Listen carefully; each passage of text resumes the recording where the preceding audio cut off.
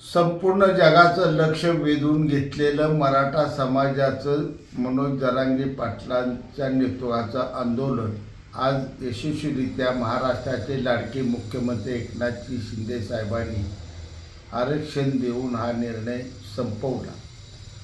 गेली 4 महिने चाललेलं हे आंदोलन मनोज जरांगे पाटलांनी मराठा समाजाच्या तमाम तरुणांनी आणि मराठा जनतेनं कोट्यावधीच्या संख्येचं आंदोलन, परंतु अत्यंत शांतरित्या कुठल्याही इतर समाजाला न दुखवता कुठलंही हिंसक वळण न लागू देता हे पार पाडलं। आज मुंबईसारख्या भव्य शहरात हे आंदोलन गेलं असताना त्या ठिकाणी कोणतीही इतर घटना जेणेकरून इतरांना त्रास अशी घडली नाही, असं आंदोलन जरांगे पाटलांनी हाताळलं।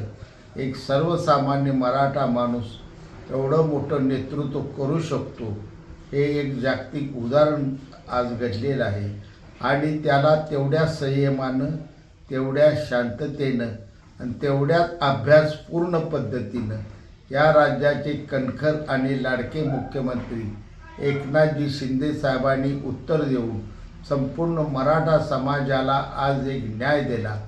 स्वर्गीय अण्णासाहेब पाटलांनी सुरू केलेलं आंदोलन आज त्यांच्याच कर्मभूमीत हे एका यशस्वीरित्या संपुष्टात आलं।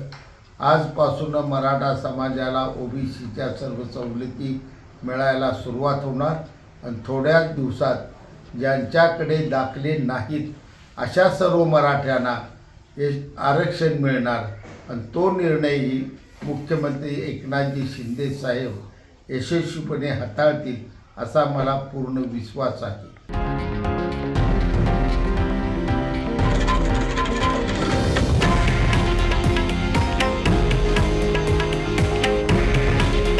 हे आहे देशातील नंबर 1 न्यूज नेटवर्क आणि आपण पाहत आहात TV9 मराठी।